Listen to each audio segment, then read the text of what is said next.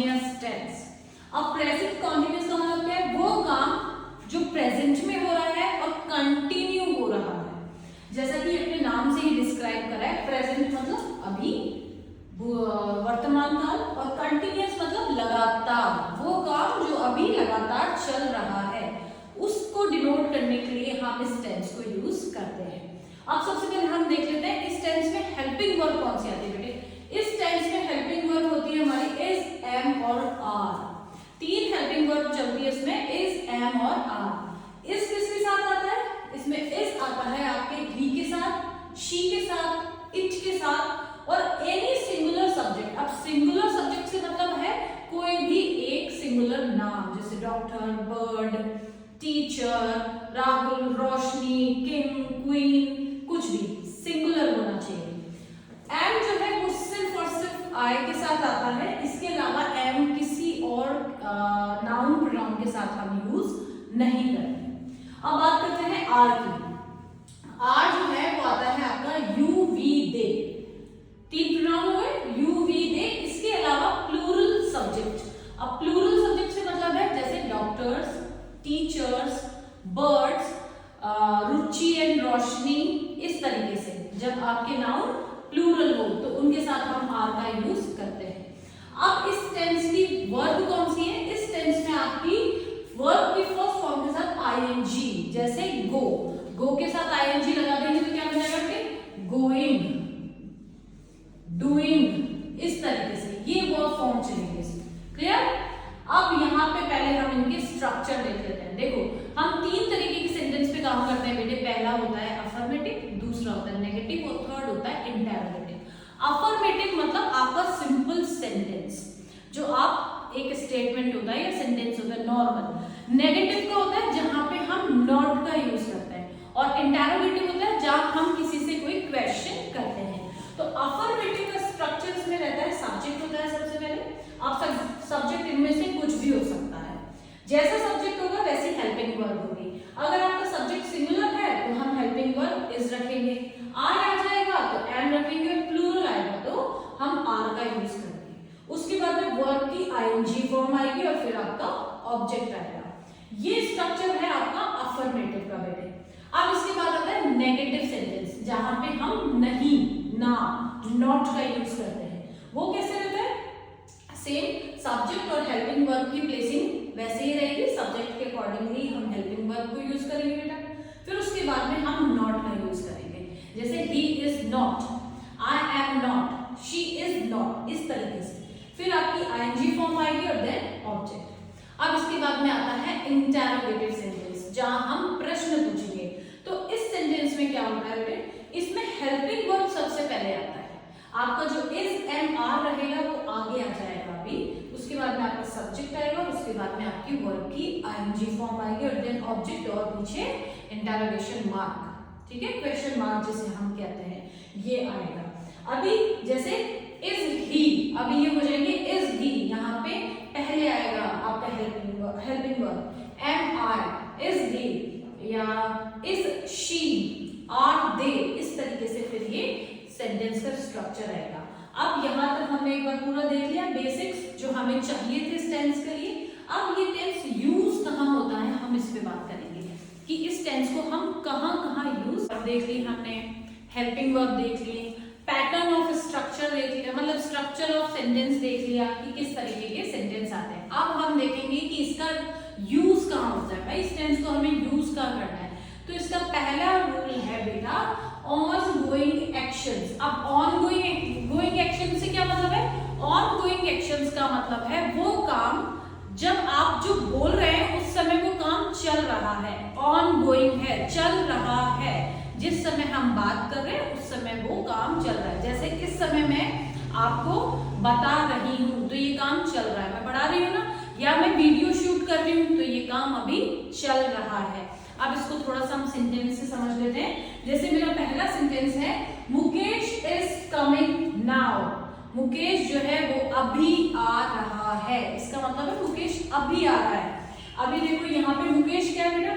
मेरा मुकेश जो है वो सिंगुलर सब्जेक्ट है, एक ही है पर्सन, तो इसलिए मैंने इसके साथ में इज का यूज करा है। वर्ब की मेरी आईएनजी फॉर्म हो गई और ये मेरा टाइम एडवर्ब है। ये जो टाइम एडवर्ब है ना ये आपको इजीली बता देगा कि ये टेंस कौन सा है। सपोज अगर ये नहीं होता, यहाँ पे ये ब्लैंक होता और आपको यहाँ पे कम मिलता है ना एग्जाम में, ऐसे फिलअप्स हमको मिलते हैं, 10th में तो ऐसे ही आते हैं फिल करने को। तो आप कैसे आइडेंटिफाई करोगे? आप इस वक्त आइडेंटिफाई करोगे नाउ से। अभी हम इसको कैसे करते हैं इसका ट्रिक भी बता देती हूँ मैं आपको।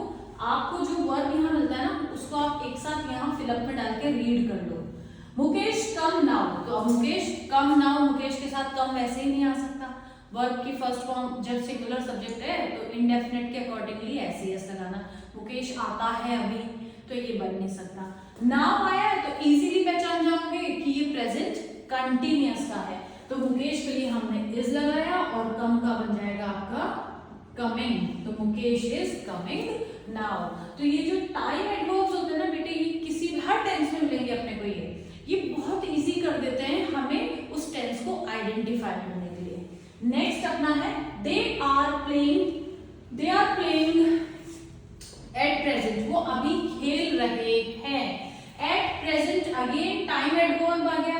एट प्रेजेंट का मतलब है इस वक्त। दे आर प्लेइंग, दे मेरा प्लूरल सब्जेक्ट है तो इसलिए मैंने plural verb helping verb use करा है विच इज आर। दे के साथ में आर यूज करते हैं, आईएनजी फॉर्म हो गया और ये टाइम हो गया, वो अभी खेल रहे हैं। नेक्स्ट है she is knitting a sweater at the moment, वो इस समय जो है, इस क्षण में जो है वो स्वेटर बुन रही है। निट जो है वर्ब है जिसके अंदर अपन ने आईएनजी लगा के उसको निटिंग बनाया और उसका मतलब होता है बुनना। स्वेटर जो है वो बना रही है।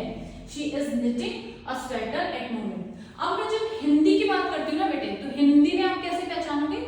ये जितने भी हम सेंटेंस देख रहे हैं ना, इनके पीछे लास्ट में जब आप फिनिश बोलेंगे इनको तो इनमें एक साउंड आएगा, रहा है, रहे हैं या रही हैं, जो आपको ये बताते हैं कि ये टेंस जो है या ये जो काम है ये इस वक्त चल रहा है। जैसे she is knitting a sweater at the moment, वो अभी जो है वो स्वेटर बुन रही है। फिनिश कहाँ हो रहा है? ये रही है। तो ये तो हिंदी के आइडेंटिफायर्स हो गए, आप इसको ऐसे समझ सकते हैं। और अगर इंग्लिश में करना है तो टाइम एडवर्ब्स आते हैं which is very easy to identify a tense. देखो they are washing the dishes, वो बर्तन धो रहे हैं। They are washing the dishes, बर्तन धोने को इंग्लिश में washing the dish, do the dishes कहते हैं वैसे तो, लेकिन यहाँ डिशेज का मतलब बर्तन है तो यहाँ वो धोने के, they are doing the dishes हो सकता है, यहाँ पे वॉशिंग की जगह हम डूइंग कर सकते हैं इसको इजीली। बर्तन धोने को हम डूइंग द डिशेज ही बोलते हैं। They are doing the dishes this morning, अभी मतलब जो है वो ये इस सुबह में वो बर्तन धो रहे हैं।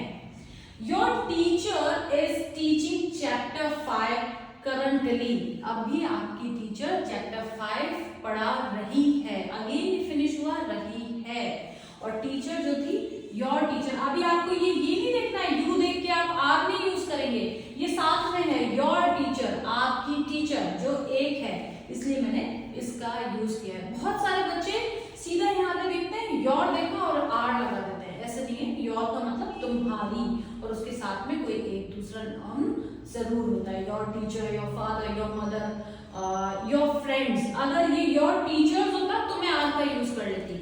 योर के बाद में जो भी नाउन मिलेगा ना बेटे, उसको देख के हम आगे का यूज करेंगे हेल्पिंग वर्ब, कि इस लगाना है या आर लगाना है। The girls are playing kho-kho, लड़कियां खो-खो खेल रही हैं। डन। तो ये हुआ हमारा रूल नंबर 1 और वो क्या है? ऑन गोइंग एक्शंस के लिए हम इस टेंस को यूज करते हैं। अब हम चलते हैं हमारे दूसरे रूल की तरफ जो है टेम्परेरी एक्शंस के लिए। अब टेम्परेरी एक्शंस से क्या मतलब है? वो काम जिसकी जब आप बात कर रहे हैं तो ऐसा नहीं है कि वो काम तब चल रहा है, लेकिन उन दिनों में वो काम हो रहा है या उस समय के आसपास वो काम चल रहा है, ऑन गोइंग है। लेकिन यहाँ पे ये नहीं है कि बोल रहे हैं जब हम वो तभी वो काम हो रहा है, जैसे अभी मैं आपको बता रही हूँ या सिखा रही हूँ तो ये काम चल रहा है, वो ऐसा नहीं है। इसको थोड़ा सेंटेंस से देखते हैं। हमारा यहाँ फर्स्ट सेंटेंस है she is studying physics these अब these days का मतलब क्या हुआ, इन दिनों, इन दिनों वो फिजिक्स पढ़ रही है। जब मैं ये बात बोल रही हूँ कि वो इन दिनों फिजिक्स पढ़ रही है, इसका मतलब ये है कि वो किसी भी समय, दिन में, इस हफ्ते में, इस महीने में, या इस समय के दौरान वो पढ़ रही है, लेकिन अभी इसी मोमेंट में पढ़ रही है, ये इसका मीनिंग नहीं है। नेक्स्ट है he is reading the Mahabharata, वो महाभारत पढ़ रहे हैं। अब यहाँ पे जो है महाभारत पढ़ रहे हैं, इसका मतलब है कि अभी बैठ के नहीं पढ़ रहे। वैसे भी महाभारत एक दिन में खत्म होने वाला नहीं है ये बुक, इन दिनों में पढ़ रहे हैं कि अभी उन्होंने स्टार्ट कर लिया और ये काम अभी ऑनगोइंग है, चल रहा है।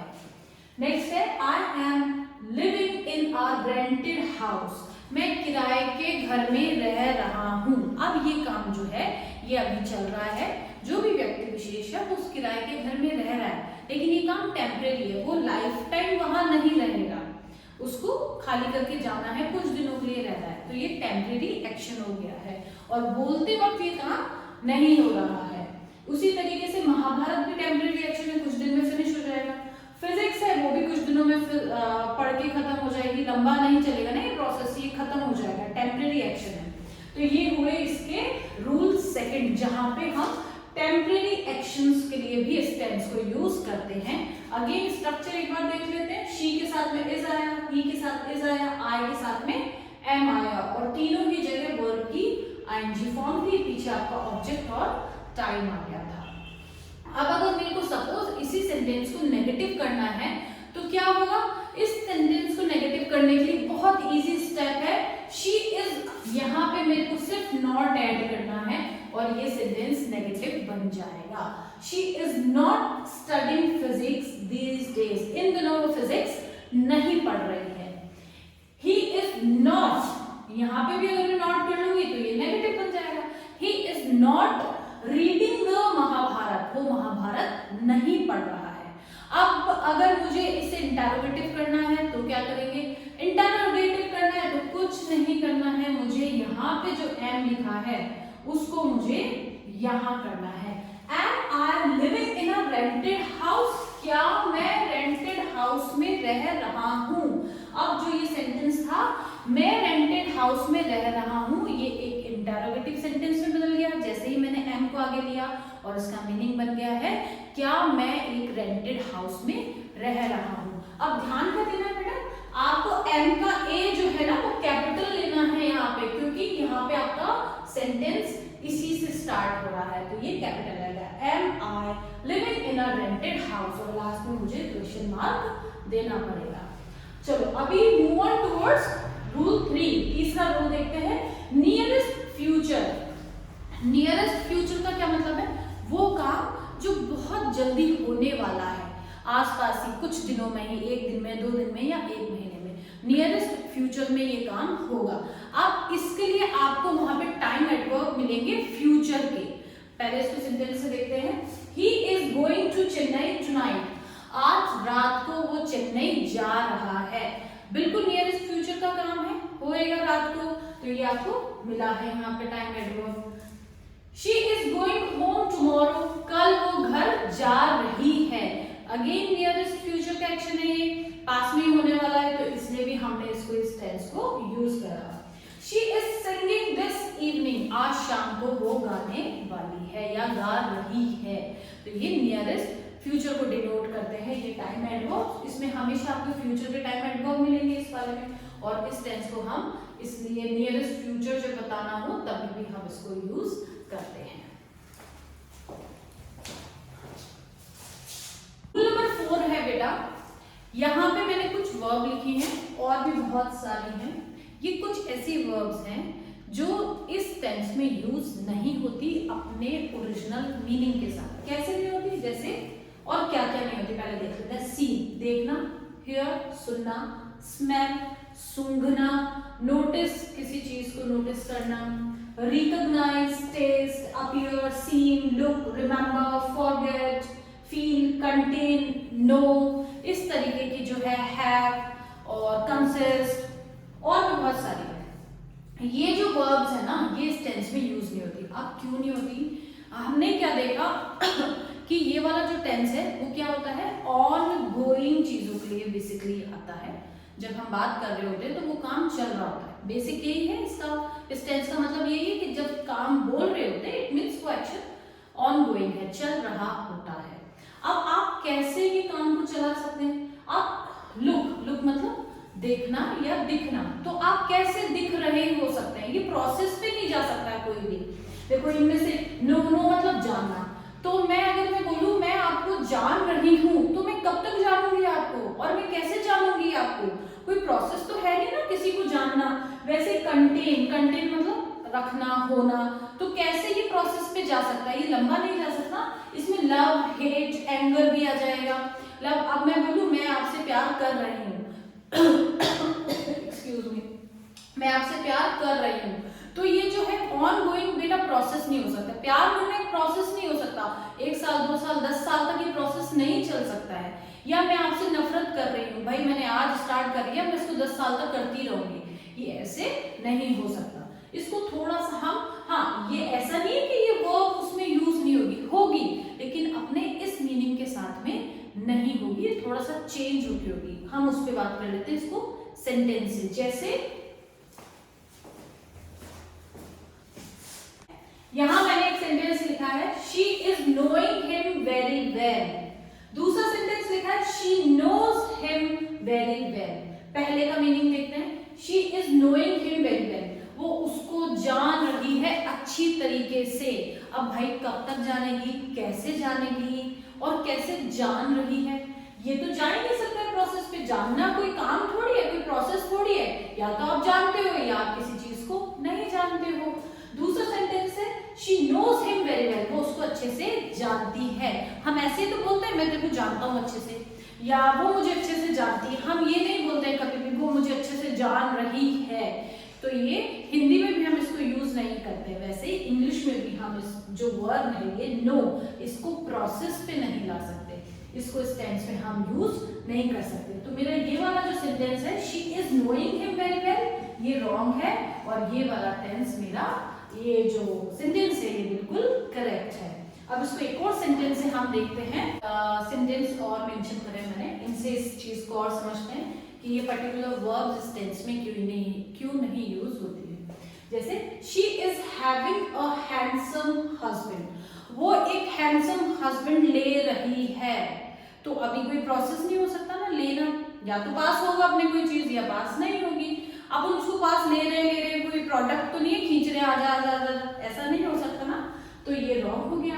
She has a handsome husband, ये करेक्ट है कि उसके पास एक बहुत हैंडसम हस्बैंड है, उसके पास है, वो अपने पास ले नहीं सकती है कि भैया कोई प्रोडक्ट नहीं है बहुत लंबा चौड़ा कि उसको लेने में उसको घंटों लगने वाले हैं। तो यहाँ पे ये वाला फर्स्ट वाला रॉन्ग है, क्योंकि हैविंग जो वर्ब है वो प्रोसेस पे नहीं जा सकती, और ये वाला करेक्ट है। We see with our eyes, हम अपनी आंखों से देखते हैं, राइट, हम अपनी आंखों से ही देखते हैं, absolutely right. Next, we are seeing with our eyes, हम अपनी आंखों से देख रहे हैं, तो भाई आंखों से ही देखते हैं, और कहां से देखोगे, ये प्रोसेस पे जा ही नहीं सकती है वर्ब। देख रहे हैं का क्या मतलब है, आंखों से देख रहे हैं का मतलब क्या होता है, नहीं होता, ये रॉन्ग हो जाएगा। तो ये करेक्ट है और ये रॉन्ग है। I hear she is leaving for Delhi, मैंने सुना कि वो दिल्ली जा रही है, ठीक है, आपने ये बात सुन ली, हो गया है, फिनिश हो गया कि हाँ ये वो दिल्ली जा रही है। I am hearing she is leaving for Delhi, मैं सुन रही हूँ कि वो दिल्ली जा रही है। तो कैसे सुन रहे हो आप, दिल्ली जाने की कोई आवाज होती है, या जाने की कोई आवाज होती है, या कुछ भी, कैसे भी, ये इस तरीके से ये वाली वर्ब जो है ये भी प्रोसेस पे नहीं जा सकती है। तो अगेन लेट्स चेक आउट कि कैसे होता है और कैसे नहीं होता है। एक बार वापस देख लेते हैं कि वो वर्ब्स जिनको हम, हाँ इनको बहुत सारे वर्ब्स हैं, कैसे याद रखना, इनको याद ऐसे रखना है कि वो वर्ब्स जो प्रोसेस पे नहीं जा सकती हैं, जिनको हम लगातार नहीं चला सकते हैं, तो वो इस टेंस में नहीं आएगी, और जो वो फिर कहीं में आएगी, वो आपकी प्रेजेंट इंडेफिनिट में आती है। वो इस वाले टेंस में वही वर्ब आती हैं जिनको कि हम प्रोसेस पे ले सकते हैं। तो इस तरीके से हम इसके 4 रूल्स चेक करें। पहला, ऑनगोइंग वर्ब के लिए जब आप बोल रहे हैं वो काम चल रहा है। दूसरा, टेम्परेरी एक्शंस के लिए थोड़े समय के लिए वो काम चल रहा है। थर्ड हमने किया था नियरेस्ट फ्यूचर के लिए, वो काम जो बहुत जल्द होने वाला है। और फोर्थ वाला ये पर्टिकुलर कुछ वर्ब्स हमने डिस्कस करी, वो वर्ब्स जो प्रोसेस पे नहीं चल सकती है वो सब इस टेंस में नहीं आती है। तो इस तरीके से प्रेजेंट कंटिन्यूअस टेंस जो है वो क्लियर हो गया होगा आपको। ये वो टेंस है जिसको हम ऑन गोइंग वर्क के लिए या जो काम हम बोल रहे हैं, कर रहे हैं, चल रहा है उसके लिए यूज करते हैं। इसकी helping verb is am are है और उसकी मेन वर्ब होती है वर्ब की आईएनजी फॉर्म। और इसकी टाइप